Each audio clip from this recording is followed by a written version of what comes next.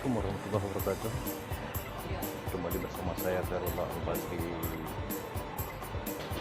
di Pelantarko channel Sukses Info.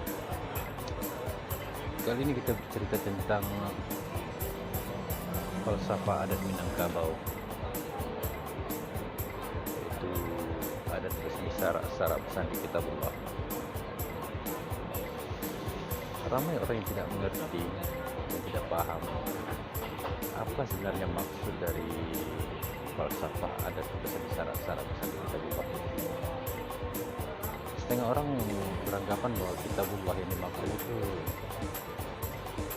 keempat kitabullah ini: Taurat, Zabur, Injil, dan Al-Quran.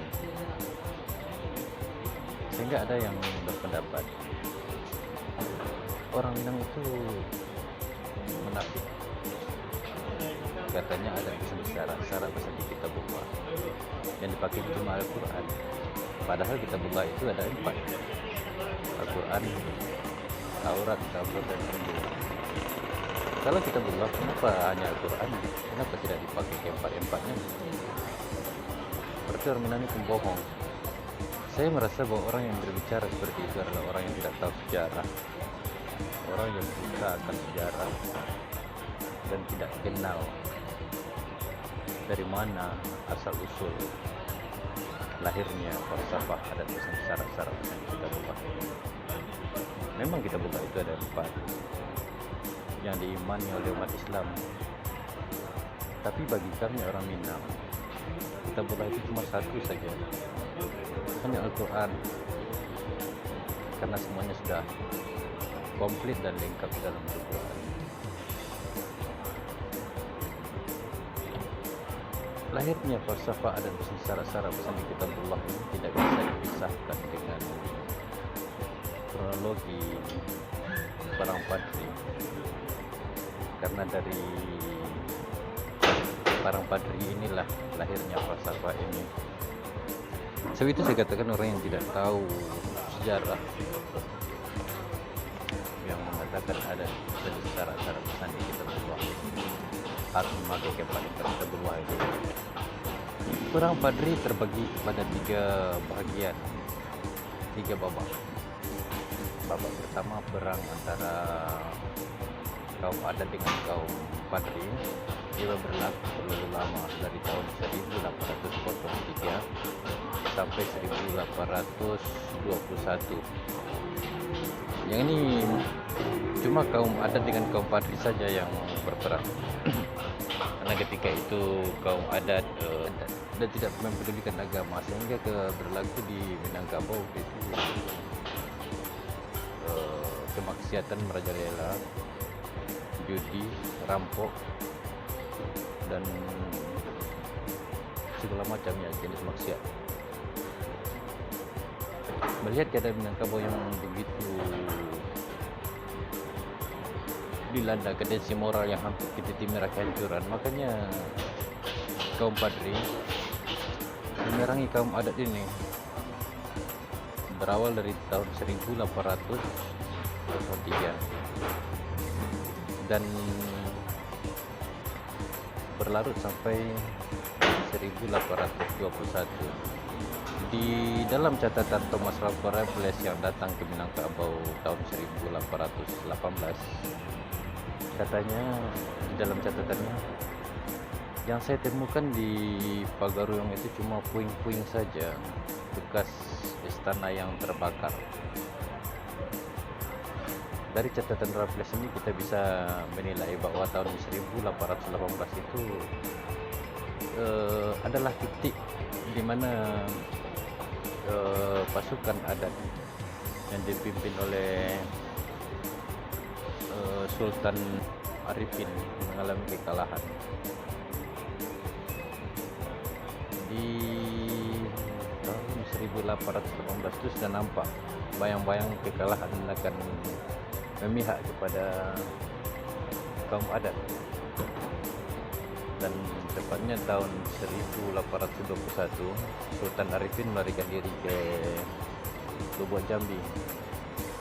Maka Pagaruyung kosong pemerintahan dan diambil alih oleh kemenakannya, yaitu Sultan Alam Margarsah.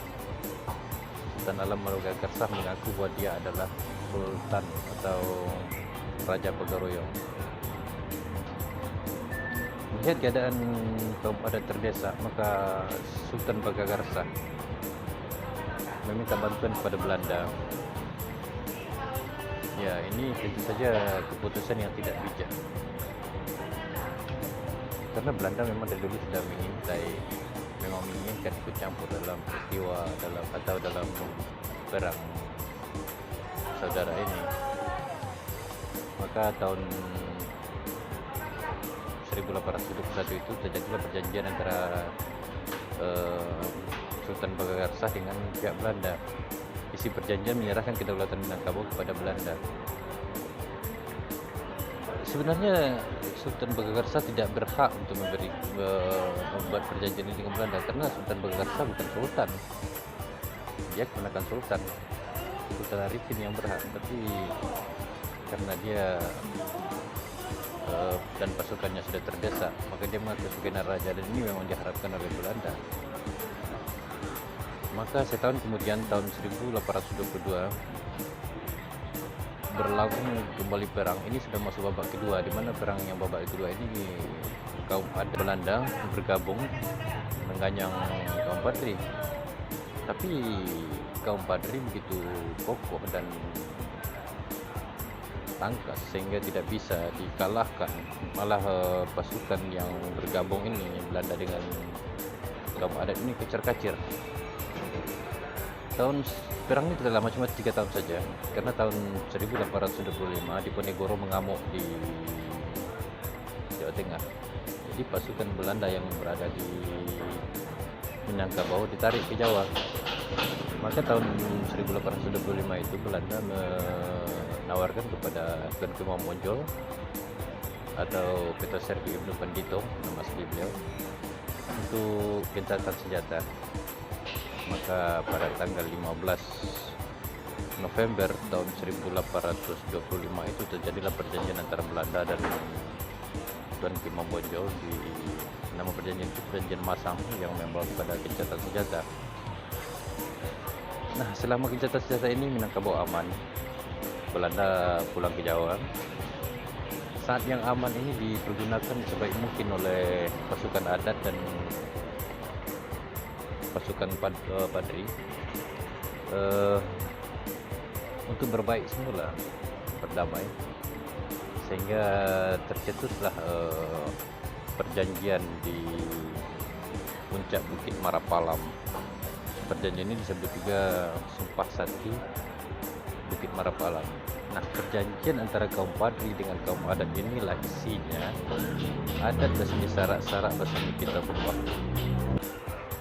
Setelah kaum adat dan kaum Padri ini berdamai, maka pada tahun 1833 Belanda kembali ke Minangkabau, dan ketika itulah masuklah kepada Perang Padri babak ketiga, di mana kaum adat dan kaum Padri sudah bergabung melawan Belanda, dan berlarut perang ini sampai ke tahun 1837.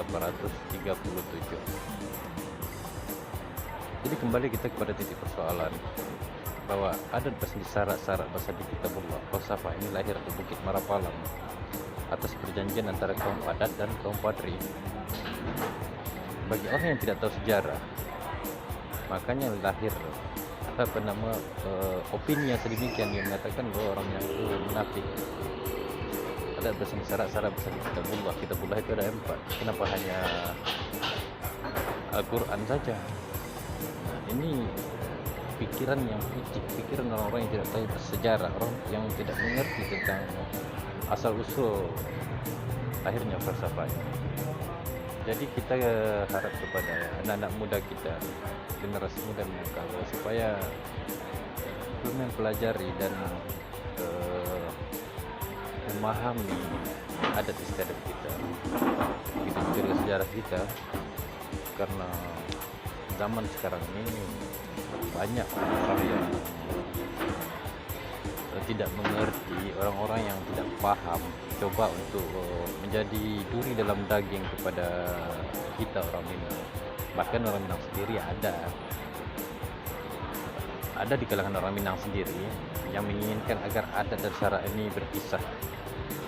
Ini menurut saya adalah satu kebodohan, adalah satu pengkhianatan jika mereka berusaha untuk memisahkan antara adat dan syarak. Karena adat itu kebenaran, adat bersandingkan kepada syarak, ini sudah lengkap. Kalau dulu kita orang Minang cuma adat kita yang bersandingkan kepada alwe dan patuh, tapi setelah Islam masuk ke Minangkabau, adat itu diislamkan dan Islam itu diadatkan, maka sandi adat itu semakin kokoh karena sudah bersandingkan kepada syarak, dan syarak pun bersanding kepada kitabullah. Jadi kepada anak-anak muda, jangan malu untuk mempelajari adat kita dan tetaplah mempertahankan kebenaran ini dan jelaskan kepada mereka-mereka yang tidak mengerti itu tentang bagaimana adat kita. Oke bro, sekian saja dari saya, Khairullah Al-Basri dari Pelantak Empot Channel. Terima kasih. Wassalamualaikum warahmatullahi wabarakatuh.